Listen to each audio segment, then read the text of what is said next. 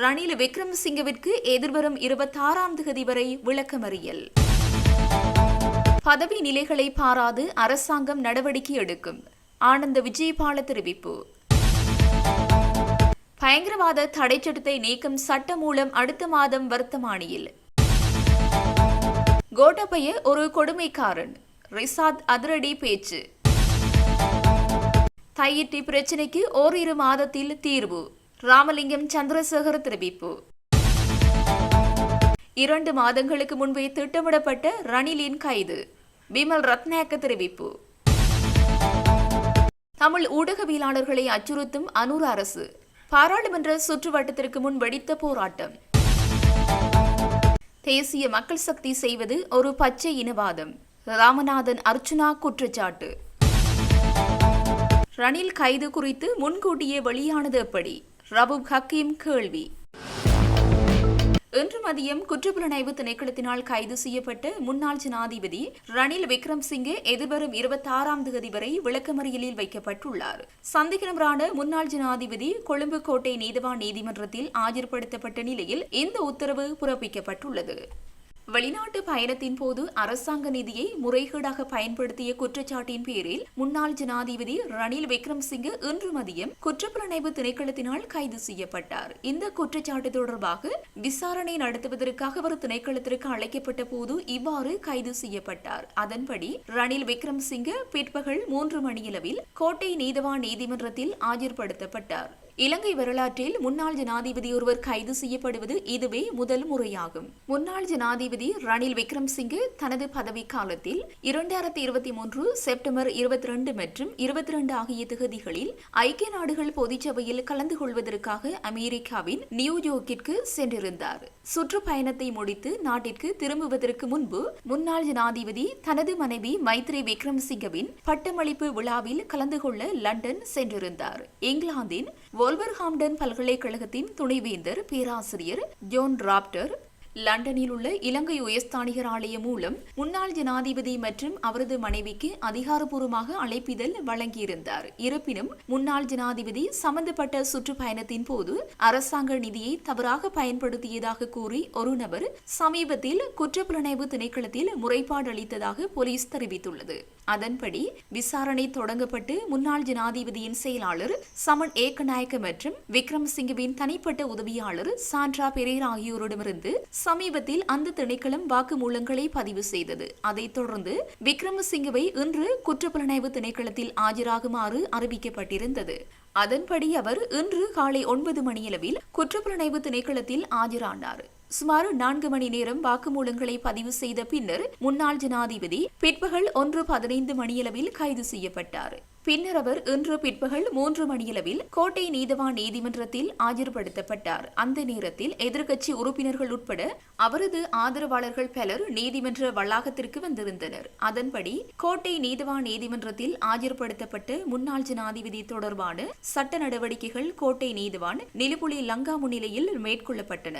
பின்னர் மாலை 5:30 மணியளவில் நீதவான் வழக்கு தொடர்பான உத்தரவை அரை மணித்தியாலத்திற்கு ஒத்திவைத்து உத்தரவிட்டார். எனினும் பின்னர் நீதிமன்ற அறை வளாகத்தில் மின்சாரம் துண்டிக்கப்பட்டிருந்தது. இந்த நிலையில் அவரை எதிர்வரும் 26ஆம் தேதி வரை விளக்கமறியலில் வைக்க நீதவான் உத்தரவிட்டுள்ளார். சந்தேக நபரான முன்னாள் ஜனாதிபதி ரணில் விக்ரமசிங்கே நீதிமன்றத்தில் ஆஜர்படுத்தப்பட்ட போது முறைப்பாட்டாளர் தரப்பு சார்பாக மேலதிக சொலிசிட்டர் ஜெனரல் திலீப பீரிஸ் விளக்கம் அளித்தார். BS கருணாரத்ன என்ற நபர் 17/3/2025 அன்று ஜனாதிபதியிடம் செய்த முறைப்பாட்டை தொடர்ந்து ஜனாதிபதி செயலகத்தில் உள்ளக விசாரணை நடத்தப்பட்டதாகவும் பின்னர் 23/5/2025 அன்று ஜனாதிபதியின் செயலாளர் போலீஸ் மாதிபரிடம் முறைப்பாடு அளிக்கப்பட்டதாகவும் மேலதிக சொலிசிட்டர் ஜெனரல் தெரிவித்தார். முன்னாள் ஜனாதிபதி ரணில் விக்ரமசிங்கே ஜனாதிபதியாக இருந்த காலத்தில் 13/9/2023 முதல் 20/9/2023 வரை கியூபா மற்றும் அமெரிக்காவிற்கு உத்தியபூர்வ விஜயம் மேற்கொண்ட பின்னர் 22 மற்றும் 23/9/2023 ஆகிய தேதிகளில் உத்தியபூர்வ விஜயம் ஒன்றை மேற்கொள்வதாக கூறி தனிப்பட்ட பயணத்தில் ஈடுபட்டதன் மூலம் அரசாங்க நிதியை முறைகேடாக பயன்படுத்தியதாக குற்றம் சுமத்தப்பட்டுள்ளது. அதன்படி தொடர்புடைய சம்பவம் தொடர்பாக 33 சாட்சிகளிடம் வாக்குமூலங்களை பதிவு செய்த பின்னர் நாட்டின் 8வது நிறைவேற்று ஜனாதிபதியான ரணில் விக்ரமசிங்கவை சந்தேக நபராக பெயரிட்டு கைது செய்வதாக திலீப பீரிஸ் தெரிவித்தார். முன்னாள் ஜனாதிபதி ரணில் விக்ரம்சிங்கே இதய நோய், நீரிழிவு நோய் மற்றும் உயர் ரத்த அழுத்தம் உள்ளிட்ட பல உடல்நல பிரச்சினைகளால் பாதிக்கப்பட்டுள்ளதாக ரணில் விக்ரம்சிங்கவின் சட்டத்திரணி இன்று நீதிமன்றத்தில் தெரிவித்துள்ளார். இதேவேளை அவரின் மனைவி புற்றுநோயால் பாதிக்கப்பட்டுள்ளதாகவும் அவரை பராமரிக்க முன்னாள் ஜனாதிபதி மட்டுமே உள்ளார் என்றும் சட்டத்திரணி குறிப்பிட்டுள்ளார். இந்த நிலையில் தனது கட்சிக்காரரின் பிணை மனுவை பரிசீலிக்கும் போது இந்த சூழ்நிலைகளை கவனத்தில் எடுத்துக் கொள்ளுமாறு அவர் நீதிமன்றத்தை வலியுறுத்தியுள்ளார்.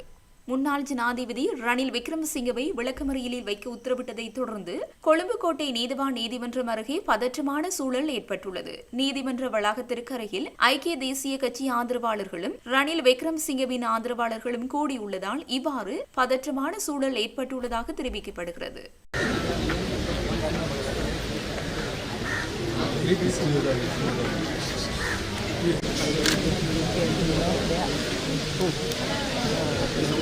Ja, also war es mit aber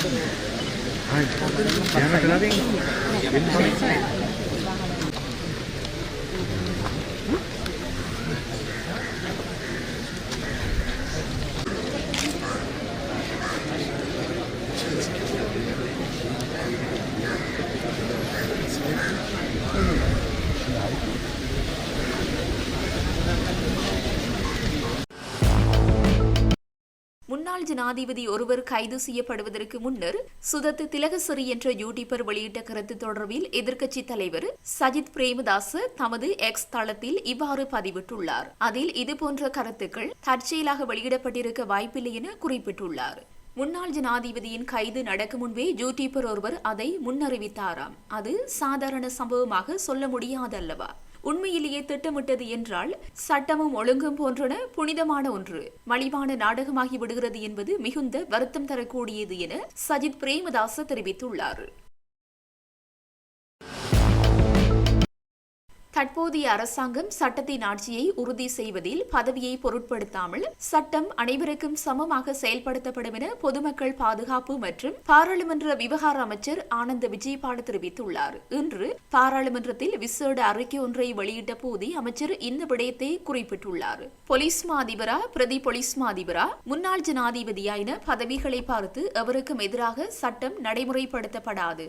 எவரேனும் தவறு செய்திருந்தால் அவர்களை சட்டத்தின் முன்னிறுத்த தயங்க போவதில்லை என்றும் அமைச்சர் கூறினார். அவ்வாறான தவறுகளை இழைத்தவர்களே தற்போது சட்டத்தின் முன் நிறுத்தப்படுவதாக பொதுமக்கள் பாதுகாப்பு அமைச்சர் தெரிவித்தார்.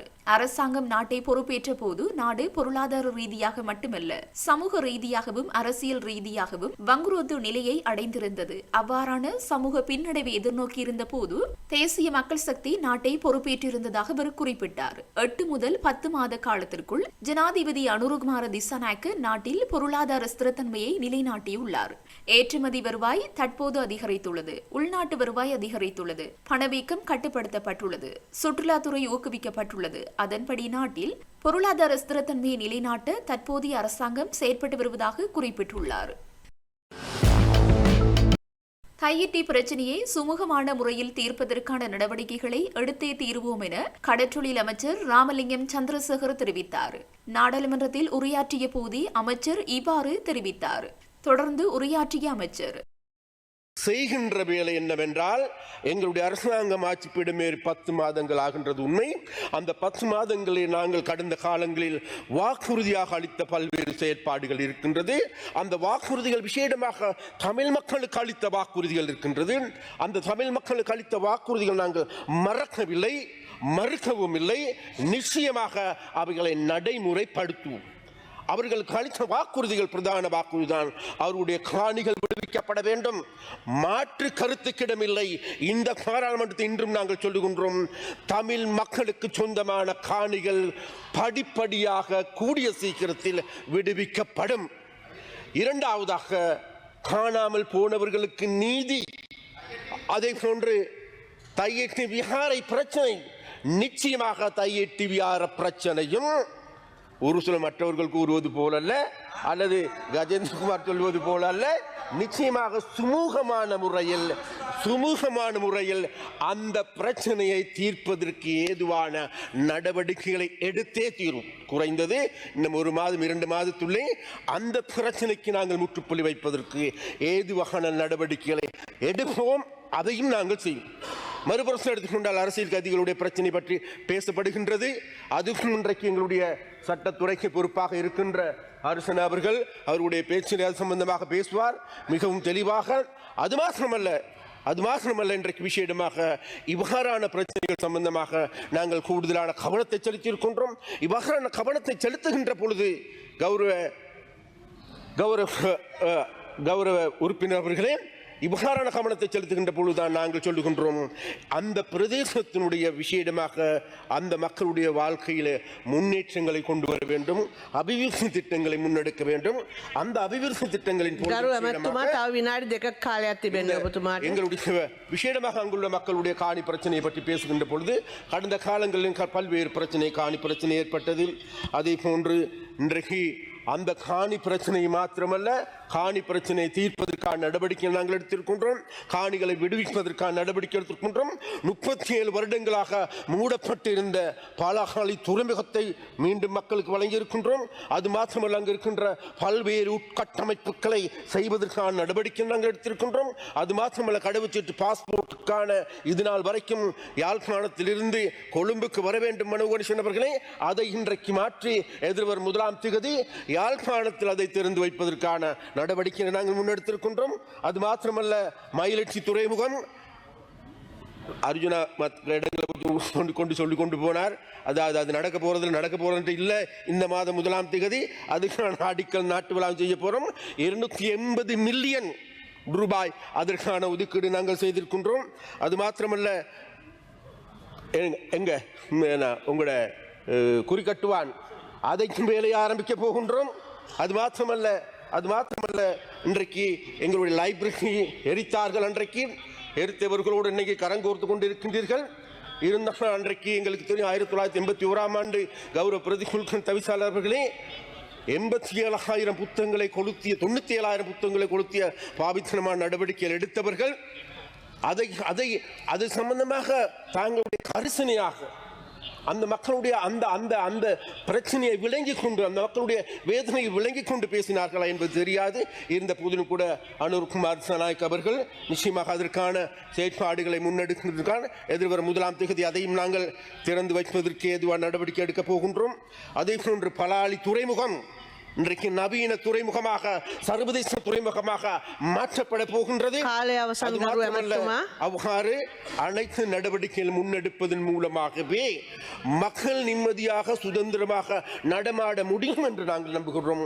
அவ்வாறு மக்கள் சுதந்திரமாக நடமாடக்கூடிய சூழ்நிலை ஏற்பட்டாலே நாட்டில் மனித உரிமை பாதுகாக்கப்படும் என்று, அந்த வகையில் இந்த நாட்டில் இருக்கின்ற மக்கள் மீது, இளைஞர்கள் மீது எந்த ஒரு ஒடுக்குமுறையும் கட்டவிட்டு விடாது.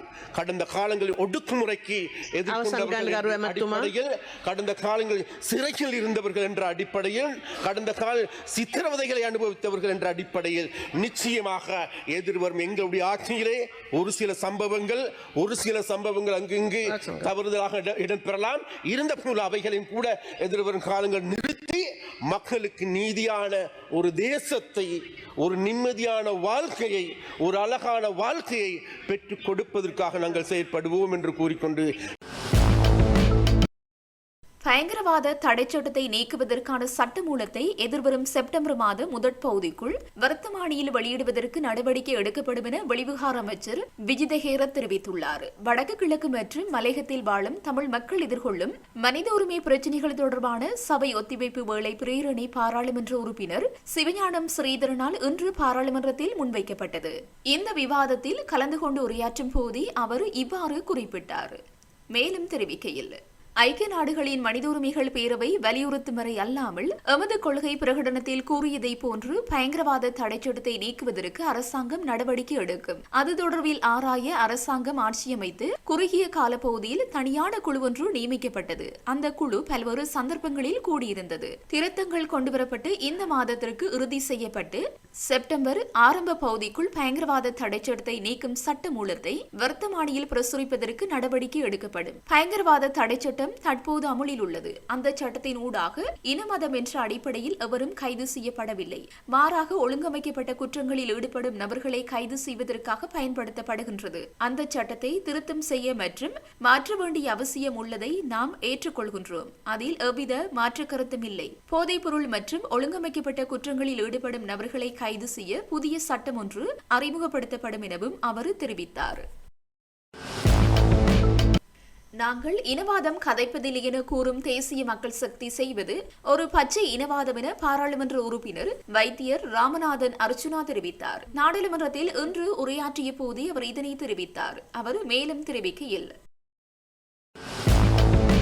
ஒரு போட்டி ஒன்று இருக்கிறது, ஓட்டப்பந்தயம். அதாவது அஞ்சலோட்டம் ஒன்று இருக்கிறது. நான் ஒரு தமிழன், தெளிவாக சொல்லுகிறேன், சுத்த தமிழன், யாழ்ப்பாணத்தில் இருந்து. என்னென்றால் அஞ்சலோட்ட போட்டியில் எங்களுடைய அந்த அஞ்சலோட்டத்தை ஆரம்பித்தவர் எங்களுடைய ஸ்ரீதரன் ஐயா. இன்றைய தினம் கொண்டு வரப்பட்ட தமிழ் வடக்கு கிழக்கு மத்திய மக்களில் உள்ள தமிழ் பேசும் இனத்துக்குரிய அடிப்படை மனித உரிமைகளை பாதுகாருங்கள் என்ற கேள்விதான் இன்றைய பிரேரணை. இங்கே தமிழ் மக்களுடைய பிரேரணையோ அல்லது மலையக மக்கள் என்று தனி ஒரு பிரேரணையோ அல்லது முஸ்லீம் மக்கள் என்று ஒரு தனி பிரேரிக்கப்படவில்லை. ரெண்டாவது விடயம், இப்போ நான் பொதுவான இடங்களில் எனக்கென்று ஒரு தனி அரசியல் இல்லை.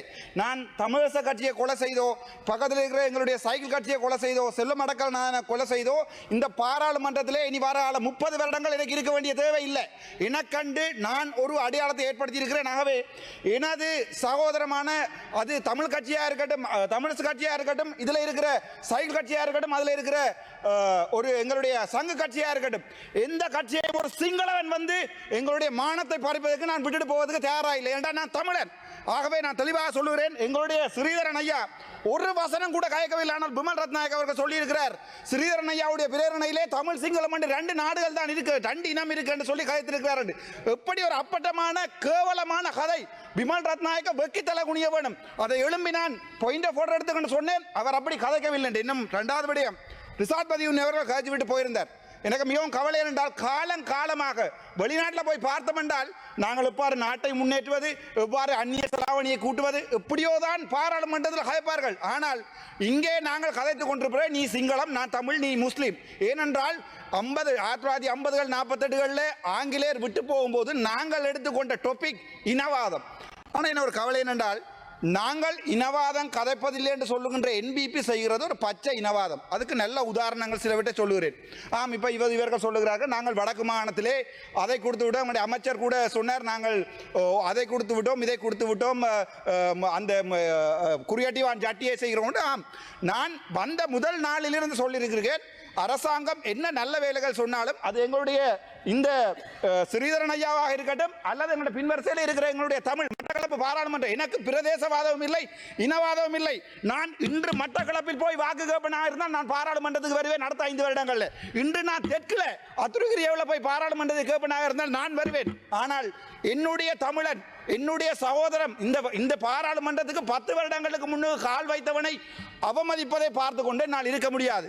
இந்த இனவாதங்களை கதைப்பது சிங்கள இவர் சொன்னார்கள். என்ன பிமல் ரத்நாயக்க சொன்னார், ஜாழ்ப்பாணத்திலே எங்களுக்கு வாக்கு விழுந்திருக்கேன். எனக்கு கவலை என்னென்றால், நான் ஒரு முறை ஏறிய போது மாங்காய் பறித்தேன் என்றதுக்காக ஒவ்வொரு முறையும் மாமரத்தை பார்த்து இது நான் மாங்காய் பறித்த மரம், இது நாங்காய். 2ஆம் தரம் ஒருவன் விரும்பி இடத்தை கொடுக்க வேண்டும். 2ஆம் தரம் உங்களை திலத்தி அடித்திருக்கிறான். வடக்கு மாநிலத்தில் உள்ளூராட்சி சபை தேர்தலில் நீங்கள் என்னுடைய மைக்கை 8 நாட்கள் ஓஃப் பண்ணிய போது உங்களுக்கு இங்கே ஏதாவது ஒரு வடக்கு மாநிலத்தில் ஒரு சபையை உங்களால் கொள்ள முடிந்ததா? இல்லை. ஆனால் நீங்கள் இப்போதும் சொல்லிக் கொண்டிருக்கிறீர்கள் நாங்கள் இனவாதிகள் இல்லை. பிமல்நாத் ரத்நாயக்க இங்கே பார்த்து கதைக்கிறார். நான் ஒவ்வொரு முறையும் கேட்கிறேன், என்னை பார்த்து சொல்லுங்கள், நான் இதவாதியாண்டு. அப்போது கூட ஒரு பதில் சொல்லதில்லை. மேட்டிக்க சிங்களிக்கியான முன்னாள் ஜனாதிபதி ரணில் விக்ரமசிங்கவின் கைது தொடர்பில் 2 மாதங்களுக்கு முன்னர் நாடாளுமன்றத்தில் ஹன்சாட் படுத்தியதாக அமைச்சரும் அவைத் தலைவருமான பிமல் ரத்நாயக்க தெரிவித்துள்ளார். தன்னுடைய மனைவி மைத்ரி விக்ரமசிங்கவின் பட்டமளிப்பு விழா ஒன்றுக்காக லண்டன் சென்றிருந்த நிலையில் குறித்த பயணத்திற்கு அரசு நிதி தவறாக பயன்படுத்தப்பட்டதாக குறித்த அறிக்கை சமர்ப்பிக்கப்பட்டுள்ளதாக அவர் கூறியுள்ளார். இன்று நாடாளுமன்றத்தில் இது தொடர்பில் கருத்து தெரிவித்த அவர், நீதிக்கு முன் அனைவரும் சமம் என்ற கோட்பாட்டிலேயே ரணில் விக்ரமசிங்கவை கைது செய்துள்ளோம். இதற்கான காரணங்கள் அனைத்தும் நாடாளுமன்றத்திற்கு சமர்ப்பிக்கப்பட்டுள்ளது. ஆனால் எதிர்க்கட்சியினர் அவர்களின் உறுப்பினர்களுக்கு நடக்கும் பொது பழிவாங்கல் என தெரிவிக்கின்றனர். மற்றவருக்கு நடந்தால் அது நீதி, தங்களுக்கு நடந்தால் அது பழிவாங்கலாக பார்க்கின்றனர் என்றார். இலங்கையில் கோட்டபய ராஜபக்ச காலத்தில்தான் அதிகமாக மனித உரிமைகள் மீறப்பட்டதாக பாராளுமன்ற உறுப்பினர் ரிசாத் பதியுதீன் தெரிவித்தார். பாராளுமன்றத்தில் இன்று உரையாற்றிய போதே அவர் இதனை தெரிவித்தார். தொடர்ந்து உரையாற்றிய அவர், முதலிலே இந்த நாட்டிலே சிங்களவர்கள், தமிழர்கள், அதேபோல முஸ்லிம்கள், இந்திய தமிழர்கள், அதேபோல போன்ற பல இனங்கள் இந்த நாட்டிலே தேசிய இனமாக வாழுகிறார்கள் என்பதை இந்த நாட்டில் இருக்கிற 225 பாராளுமன்ற உறுப்பினர்களும் ஏற்றுக்கொள்ள வேண்டும், உங்களுடைய ஸ்ரீதரன் உட்பட.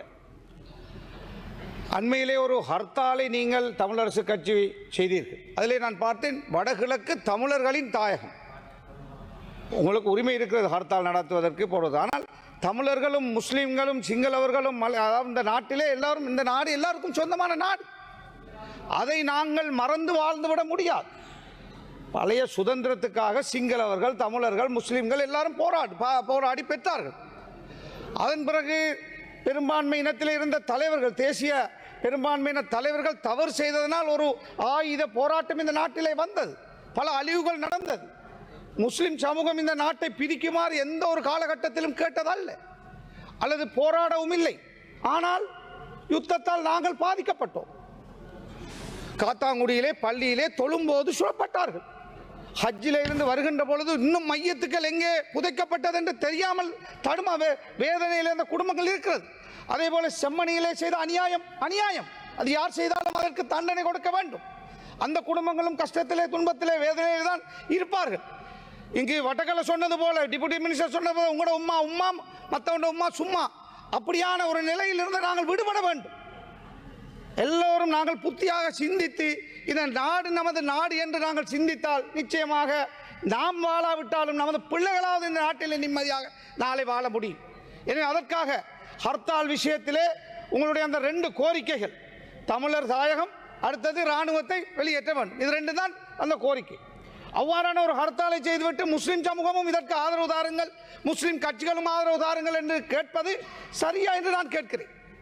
எனவே ஒரு ஹர்த்தாலை போட முன்னர் அது எவ்வாறான கட்சியுடைய ஆதரவு தேவை என்றால் எல்லோரையும் அழைத்து நீங்கள் பேசியிருக்க வேண்டும், அல்லது ஜனாதிபதியிலே நாம் போய் சொல்ல வேண்டும், இதை செய்யுங்கள், இது தவறு, இது இப்படி ஆமிக்காரர்களுக்கு பவர் இல்லை இவ்வாறு கொள்வதற்கென்று இதை நாங்கள் சொல்லி பார்த்துருக்கோம். அவர்கள் செய்யவில்லை என்றால் நம்ம எல்லாருமா சேர்ந்து ஹர்த்தாலை போட்டிருக்கலாம். இந்த நாடு ஒன்றுமில்லாத நாடு. அவர்கள் இவர்களை பேசுகிறார்கள், இவர்கள் அவர்களை பேசுகிறார்கள். இதுதான் 75 வருஷமாக நடக்கிறது. இந்த 10 மாதம் இதுதான் நடக்கிறது.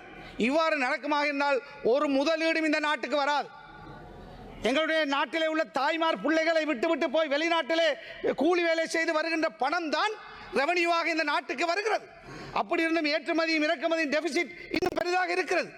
இவ்வாறு இருக்கின்ற பொழுது இந்த அழகான நாட்டை கட்டி எழுப்பதற்கு 5 வருஷத்துக்கு என்பிபிக்கு மக்கள் வழங்கி இருக்கிறார்கள். நாங்கள் அதை பறித்து தட்டி எடுத்து தொலைக்க வேண்டும் என்று சிந்திக்கின்ற ஒரு சிந்தனையான கட்சி அல்ல எங்களுடைய கட்சி. இருக்கின்ற பொழுது நல்லதை செய்தால் நாங்கள் ஆதரவு தருவோம், பிழை என்றால் சுட்டி காட்டுவோம். எனவே அவ்வாறு ஒரு சிந்தனையோடு தான் நாங்கள் இருக்கிறோம். எனவே கோட்டாபய ராஜபக்ச என்ற ஒரு கொடுமையானவர் இந்த நாட்டிலே ஆட்சியாளராக வந்தார். மனித உரிமை மீறல் என்றால் அவருடைய காலத்திலே தான் அதிகமாக மீறப்பட்டது. முஸ்லிம் மையத்துக்களை கொண்டு போய் சூட்ட விட்டு, அதாவது அடக்க விடாமல் தடுத்தார், எரித்தார், கெஞ்சினோம், கெதறினோம், செய்யவில்லை. அதே போல எத்தனை பேர் ஆசாத் சாலியை கொண்டு போய் அடைச்சார்.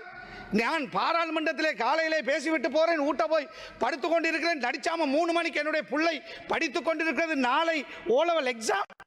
என்னை வந்து 40, 50, 100 பேர் வந்து என்னை கைது செய்து கொண்டு போறார்கள் ஒரு எம்பியை. எது? பயங்கரவாத தடுப்பு சட்டம். இப்பொழுது நான் நிதாஸ் அந்த கேஸில் இப்படியான ஒரு கொடுமைக்காரன் கோட்டாபே.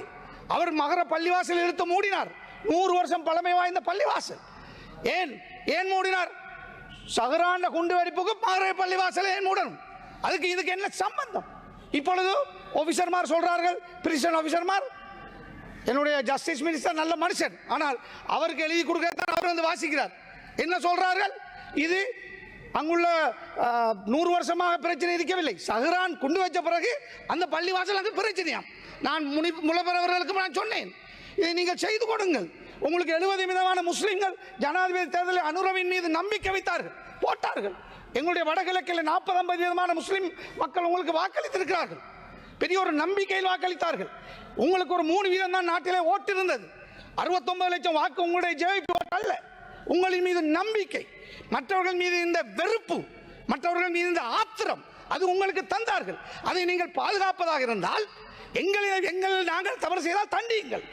எல்லா வழக்கிலும் நான் நிராஜ்கோட்ட நிதாஸ் பஸ்ஸிலே அகதிகளை கொண்டு போனேன் என்று என்னை கொண்டு போய் 4-5 மாதம் அடைச்சார். யாரு? விமல் வீரவன்சி. அவன் ஒரு பெச்ச இந்த நாட்டில் இருந்த கள்ளர், துவேசி, இனவாதி, மதவாதி. கடைசி அதில் நான் நிராஜ்கோட்ட நிதாஸ். மன்னாரிலே கோட்டுக்கு யாரோ கல்லறிகிறார்கள், நான் கொழும்பிலே இருக்கிறேன், என்னை கொண்டு போய் அடைத்தார்கள். அடைக்க இல்லை, எனக்கு எதிராக வழக்கு. அதில் நான் நிராஜ்கோட்ட நிதாஸ். என்னுடைய பிள்ளை நாளை ஓலவல் எழுதுகிறது, சஹ்ரான் குண்டு வைக்க அந்த குண்டுக்காக என்னை நடிச்சாம கொண்டு போய் போட்டார், அதில் நிராஜ்கோட்ட நிதாஸ். இப்படியான பல துன்பங்களை நாங்கள் அனுபவித்தோம். என்னுடைய மக்கள் 1 லட்சம் பேர் அகதிகளாக்கப்பட்டார்கள். நானும் அகதியாக வந்தவன். அவர்களை கொண்டு போய் மன்னாரிலே, மர்ச்சிக்கட்டியிலே, அங்கே இங்கே குடியேற்றியதற்காக ஞானசார தேரரை தூண்டிவிட்டது கோட்டாபே ராஜபக்சே. எனக்கு எதிராக அந்த அரசாங்கத்திலே நான் அமைச்சராக இருக்கின்ற பொழுது ஆமிக்காரர்களை, ஞானசார தேரர் போன்றவர்களை தூவி விட்டு முஸ்லிம்களை மீள்குடியேற்றாமல் தடுத்தது. அதற்கு பின்னால் பெரிய சதி இருந்தது. இன்றும் எனக்கு அந்த மக்களை குடியேற்றியதற்காக வழக்கு. மன்னார் புத்தளம் பாதை 100 வருஷம் பழமை வாய்ந்த பாதை 15 வருஷமா திறந்து கொடுத்தேன் நான் அமைச்சராக இருக்கின்ற பொழுது. அதை மூடுமாறு ஒரு இனவாத NGO போய் வழக்கு போட்டது. விமல் ரட்நாயக் அமைச்சரிடம் நான் சொன்னேன், அண்மையிலே நீதிமன்றம் தீர்ப்பு வழங்குகிறது, சுப்ரீம் கோர்ட் நிரந்தரமாக மூடுங்கள் என்று. இது மனித உரிமை மீறல் இல்லையா? 100 வருஷம் பழமை வாய்ந்த பள்ளிவாசல் மகரையில் இருந்தது, அதாவது மூடி வைப்பது, தொழுவதற்கு 300 குடும்பம் இடம் இல்லாமல் நடுரோட்டிலே தவிக்கிறார்கள், அது மனித உரிமை மீறல் இல்லையா? இதெல்லாம் மனித உரிமை மீறல்கள். நான் அமைச்சராக இருக்கின்ற பொழுது 6 பள்ளிக்கூடத்தை கட்டினேன். கோட்டாபே வந்து அறகுறையாக இருந்த பள்ளிக்கூடத்தை நிப்பாட்டினார். இந்த அரச பணம் அந்த கட்டணங்களை கட்ட முடியாமல் இருக்கிறது. கோட்டாபே வந்து நிறுத்தினார். அதே போல சிலாவத்துறையிலே ஒரு கலாச்சார மண்டபத்தை கட்டினேன். அதே போல மன்னாரிலே இன்னும் ஒரு கட்டடத்தை, எல்லாம் அறகுறையாக நிற்கிறது. ஏன்? ரிஷாட் பதுருதீன் கட்டினார் என்பதற்காக கோட்டாபே சதி செய்தார். நான் இந்த அரசாங்க அமைச்சர்களிடத்தில் சொன்னேன், நாங்கள் இருப்போம், அடுத்த முறை கேட்போமா இல்லையா, மௌத்துவாகுமா எங்களுக்கு சொல்ல முடியாது. ஆனால் உங்களிடத்தில் மக்கள் ஆணை தந்திருக்கிறார்கள், கட்டி முடியுங்கள், கொடுங்கள். நான் கட்டார் அரசாங்கத்தோடு காய்ச்சல் ஒரு கட்டடத்தை கட்டுவதற்கு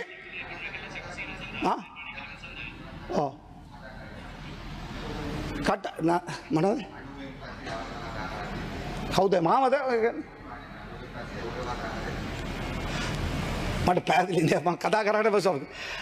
நான் கட்டாரிலே 600 மில்லியன் தருவதாக கட்டார் அரசாங்கம் எனக்கு கடிதம் அனுப்பி இருக்கிறார்கள். அதை கட்டடத்தை கட்டுங்கள் என்று உங்களுடைய அரசாங்கம் ஆகணிந்து கட்டார் ரஜே கிவா கோட்டி ஹட்டாக் தென்னங் කියලා ලියුම කුත්තාවා. අදාළ එමතිවරයාට දුන්නයි තුමා කිව්වා කරලා දෙන්නම් කියලා. ලේකම්ට කිව්වා කරන්මු කියලා. මාස 8ක් ග්‍රාන්ට් නිකන් දෙන එක. ගන්න කැමති නැහැ මේ ආන්න වෙන සමහර නිලධාරියෝ. எதிர்கட்சியிலே முந்தி அரசாங்கம் செய்தவர்கள் அவர்களுடைய கோலைகளாக பொருத்தினார். அதே போல சிலாவத்துறையிலே ஒரு கலாச்சார மண்டபத்தை கட்டினேன். அதே போல லேக்கம்ට කිව්වා කරන්මු කියලා. මාස 8ක් ග්‍රාන්ට් නිකන් දෙන එක. ගන්න කැමති නැහැ මේ ආන්න වෙන සමහර නිලධාරියෝ. මේම නිලධාරි වැඩ කරනකොට ආණ්ඩුවටයි හොඳ නැත්තේ. ඩොලර් 2-3 මිලියන් ඩොලර් එනකොට රටට හොඳ නැද්ද? ග්‍රාන්ට් එකක් භාගයට හදපු බිල්ඩිම හදන්න. ඒ වගේ සමහර නිලධාරිවරයාගේ ඔයාගේ ආණ්ඩුවට විරුද්ධව අතුල ඉඳගෙන වැඩ කටයුතු කරනවා. ඒක බලා ගන්න එක. ඔයගොල්ලෝගේ වාක්‍යමක් එක්ක.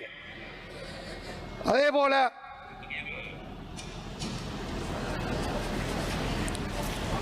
செம்மணியிலே பிரச்சனை இருப்பது போல அதே போல அந்த பிரச்சனைகளுக்கு தீர்வுகளை பெற்றுக் கொடுங்கள். உங்களிடத்தில் நாங்கள் சொல்லுகிறோம். அந்த மக்கள், அதாவது யாருடைய சவம் அங்கே இருக்கிறது, யார் இன்று வருவார், நாளை வருவார், நாளை இன்று வருவார் என்று வேதனையிலே பெற்றோர் பிள்ளைகள் பார்த்து கொண்டிருக்கிறார்கள். எனவே யார் செய்தாலும் தண்டிக்கப்பட வேண்டும். இந்த அரசாங்கத்திலே நாங்கள் அதை பார்க்கிறோம். ஒரு சிலர், அதாவது இராணுவத்தினர், அதே மாதிரி புலனாய்வு பிரிவினர் கைது செய்யப்படுகிறார்கள் தவறுகளுக்காக. அதை சிலர் தூக்கி பிடிக்கிறார்கள். அதாவது எதிர்கட்சியிலே முந்தி அரசாங்கம் செய்தவர்கள், அவர்களுடைய கோலைகளாக போலீசாரை, ஆர்மியை, நேவியை பயன்படுத்தியவர்கள், தங்களுடைய அரசியலுக்காக பயன்படுத்தியவர்கள், இன்று தவறு அன்று அவர்கள் செய்த தவறுக்காக இன்று சிறையிலே அடைக்கப்படுகின்ற பொழுது நேவிக்கு ஒரு சட்டம், ஆர்மிக்கு ஒரு சட்டம், போலீஸுக்கு ஒரு சட்டம், மனிதர்களுக்கு ஒரு சட்டம், ஆளுங்கட்சிக்கு ஒரு சட்டம், எதிர்கட்சிக்கு ஒரு சட்டம் என்று பார்க்க முடியாது. தண்டிக்கப்பட வேண்டும். அது எந்த அரசாங்கம் இருந்தாலும் அவர்கள் நியாயமாக நேர்மையாக செயல்பட வேண்டிய பொறுப்பு இருக்கு. அது இந்த இருக்கிற ஐஜிபியாக இருக்கலாம் அல்லது யாராக இருக்கலாம், சரியாக செயல்படாவிட்டால், இன்று இல்லாவிட்டால் நாளை இன்னொரு காலத்தில் அவர்கள் தண்டிக்கப்படுவார்கள். அதே போல எங்களுடைய ஒரு அரசாங்க அதிபர் இருந்தார், முஸ்லிம் அரசாங்க அதிபர் ஹனீஃபா என்கின்றவர் இருந்தார். கோட்டாபே ராஜபக்ச வந்ததோடு உடனடியாக அவரை நிறுத்தினார். இந்த நாட்டிலே நாங்கள் 10% வாழுகிறோம். விமலமத்துவா போட்டா ஆகண்டமே போட்டா 10% මේ මුස්ලිම් ජනතාව ජීවත් වෙනවා. ඒ ජනතාව ආසාවක් තියෙනවා. ඒ අපිට ඒක දිශාපතියක් කෙනෙක් පත් කරන්න බැරිද කියලා. අපි එක්කෙනෙක් හිටියා ගෝඨාභය ආපු ගම අයින් කරලා දෙනවා. ඒ වගේම සමහර ප්‍රශ්න තියෙනවා. දැන් ඊයේ පෙරේදා ඔයගොල්ලෝ এডুকেෂන් රිෆෝම් කමිෂන් එකක් පත් කරා.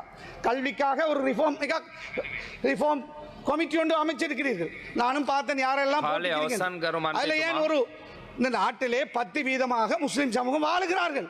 ஏன் ஒரு முஸ்லிம் இல்லையா படித்தவர் அந்த அதில் ஒரு கமிட்டியிலே போடுவதற்கு? எங்களுக்கும் சில பிரச்சனைகள் இருக்கிறது. இந்த மாதிரியான விஷயங்கள் அங்கே பேசுவதற்கு. සභානායකතුමා ඔබතුමා කිව්ව ආකාරයට මුස්ලිම් ශාසනඥයෙක් එකට පත් කරනවා. පත් කරන්න යන්නේ. Thank you. அதே போல் உங்களுடைய அரசாங்கத்தில் நான் வேண்டிக் கொள்வது தயவு செய்து நீங்கள் அதாவது இப்படியான கமிட்டிகளை போடுகின்ற பொழுது டாஸ்க் ஃபோர்ஸ்களை போடுகின்ற பொழுது எல்லா இனத்தவர்களையும் மதத்தவர்களின் கல்விமான்களை அரசியலுக்கு அப்பால் போடுங்கள். நல்லதை செய்யுங்கள். நாங்கள் எங்களுடைய பூரண ஆதரவை தருகிறோம். இந்த நாடு முன்னேற வேண்டும். நாங்கள் வாழ்ந்தது போதும். எமது பிள்ளைகள் இந்த நாட்டிலே வாழ வேண்டும். இந்த நாட்டுக்கு முதலீடு வர வேண்டும். இந்த நாட்டிலே பிரச்சனை இருக்கிறது என்று காட்டிக்கொண்டே இருப்போமாக இருந்தால் இந்த நாட்டுக்கு இன்வெஸ்ட்மெண்ட் வராது. இந்த நாடு முன்னேறாது. எங்கள்கிட்ட எண்ணெய் இல்லை, கேஸ் இல்லை, தங்கம் இல்லை, வேறு எங்களுடைய பெரிய மினரல் இல்லை. ஆனால் இந்த நாட்டிலே ஆக குறைஞ்சது நாங்கள் இன ஒற்றுமை, மத ஒற்றுமை, பாதுகாப்பு, ஜஸ்டிஸ், பீஸ் இருக்கிறது என்றால் ஆக டூரிஸ்டாவது வருவார்கள், இன்வெஸ்ட்மெண்ட் வரும். நீதிமன்றம் சரியாக இருந்தால் டூரிஸ்ட் நம்பி வருவார்கள், இன்வெஸ்ட்மெண்ட் வரும். எனவே அதற்காக எல்லோரும் சேர்ந்து நாங்கள் இந்த நாடு என்ற பார்வையிலே போக வேண்டும். யார் மனித உரிமைகளை மீறினார்களோ அது எந்த அரசாங்கமா, எந்த இனமா, எந்த மதமா என்று இல்லாமல் நீங்கள் சரியான முறையில் அதற்கு நடவடிக்கைகள் எடுங்கள் என்று அன்பாக வேண்டி விடைபெறுகிறேன். நன்றி. யாழ்ப்பாணம் போலீஸ் பிரிவுக்குட்பட்ட கொட்டடி பகுதியில் உள்ள தனியார் காணியொன்றில் இன்று பெருமளவான ஆயுதங்கள் மீட்கப்பட்டுள்ளன. குறித்த பகுதியில் உள்ள தனியார் காணியொன்றில் வெடிப்பொருட்கள் அவதானிக்கப்பட்டது. இது குறித்து யாழ்ப்பாணம் போலீசாருக்கு தகவல் வழங்கப்பட்ட நிலையில் இதனை போலீசார் யாழ்ப்பாணம் நீதிமன்றத்தின் கவனத்திற்கு கொண்டு சென்றனர். அந்த வகையில் இன்றைய தினம் குறித்த வெடிப்பொருட்களை மீட்கும் நடவடிக்கைகள் முன்னெடுக்கப்பட்டன. இதன்போது ஏராளமான ஆயுதங்கள் மீட்கப்பட்டன. இதுவரை 30-56 ரக துப்பாக்கிகளும் அதற்கு பயன்படுத்தப்படும் 5000 தோட்டாக்களும் மீட்கப்பட்டுள்ளன. யாழ்ப்பாணம் நீதிமன்ற நீதிவான் ஆனந்தராஜா முன்னிலையில் இடம்பெறும் இந்த மீட்பு பணியில் யாழ்ப்பாண போலீசார், போலீஸ் விசேட அதிரடி படையினர், தடயவியல் போலீசார் ஆகியோர் தொடர்ந்தும் ஈடுபட்டு வருவதாக தெரிவிக்கப்படுகிறது. தமிழ் ஊடகவியலாளர்களுக்கு எதிரான அனுர அரசாங்கத்தின் அடக்குமுறையை கண்டித்து பாராளுமன்ற சுற்றுவட்ட பகுதிக்கு முன்பாக இன்று முற்பகல் கவனஈர்ப்பு போராட்டம் ஒன்று முன்னெடுக்கப்பட்டது. ஊடக ஊழியர் தொழிற்சங்க சம்மேளனம் மற்றும் இளம் ஊடகவியலாளர் சங்கம் என்பன ஒன்றிணைந்து இந்த போராட்டத்தை முன்னெடுத்தது. முல்லைத்தீவைச் சேர்ந்த சுயாதீன ஊடகவியலாளரான குமணனை பயங்கரவாத தடுப்பு பிரிவினர் கடந்த 17ஆம் தேதி அளம்பேல் போலீஸ் நிலையத்திற்கு வரவழைத்து சுமார் 7 மணி நேரம் கடுமையான விசாரணைக்குட்படுத்தியிருந்தனர். இதனை கண்டித்தும் தமிழ் ஊடகவியலாளர்களுக்கு எதிரான அனுர அரசாங்கத்தின் அடக்குமுறையை கண்டித்தும் இப்போராட்டம் இடம்பெற்றது. போராட்டத்தில் ஊடகவியலாளர்கள், சிவில் செயற்பாட்டாளர்கள் என பலர் கலந்து கொண்டனர். அரசாங்கத்துடன் நெருங்கி செயற்படும் யூடியூபர் ஒருவர் நாட்டின் முன்னாள் ஜனாதிபதி கைது செய்யப்படுவார் என்பதனை முன்கூட்டியே எவ்வாறு கூற முடியும் என ஸ்ரீலங்கா முஸ்லிம் காங்கிரசின் தலைவரும் சிரேஷ்ட சட்டத்திறனியுமான ரவூப் ஹக்கீம் கேள்வி எழுப்பியுள்ளார். அத்துடன் இந்த தகவல்களை அரசு உயர்மட்டத்தில் யாராவது கசிய விட்டார்களா என்ற கேள்வி எழுந்துள்ளதாகவும் அவர் சுட்டிக்காட்டியுள்ளார். இது தொடர்பில் இன்று நாடாளுமன்றத்தில் கருத்து வெளியிட்ட போதே அவர் இவ்வாறு குறிப்பிட்டுள்ளார். இங்கு அவர் மேலும் தெரிவிக்கையில், இது குறித்து தாங்கள் அச்சப்படுகின்றோம். அண்மையில் நடைபெற்ற நிகழ்வொன்றில் குறித்த நபர் பிரதமர் ஹரிணி அமரசூரியவுடன் மிக நெருக்கமாக பொதுவெளியில் பேசிக் கொண்டிருந்ததை தாம் அவதானித்தோம். ஒரு நாட்டின் பிரதமர் என்ற ஒரு பதவியை வகிக்கும் ஒருவர் பொதுவெளியில் நடந்து கொள்வதற்கு சில வரமுறைகள் காணப்படுகின்றது. ஆனால் அவற்றை மீறி இந்த நபர் குறித்த இடத்தில் நடந்து கொண்டார். இவ்வாறான பின்னணியில் குறித்த யூடியூபருக்கு எவ்வாறு ரணில் விக்ரம்சிங்கே கைது செய்யப்படுவார் என்பது முன்கூட்டியே தெரிந்திருந்தது. நாட்டில் சட்டம் அனைவருக்கும் சமமானது என்பதில் மாற்று கருத்து கிடையாது. எனினும் நாட்டின் முன்னாள் ஜனாதிபதி ஒருவரை கைது செய்யும் போது சாதாரண ஒரு குற்றவாளியை கைது செய்வது போல் செய்ய முடியாது.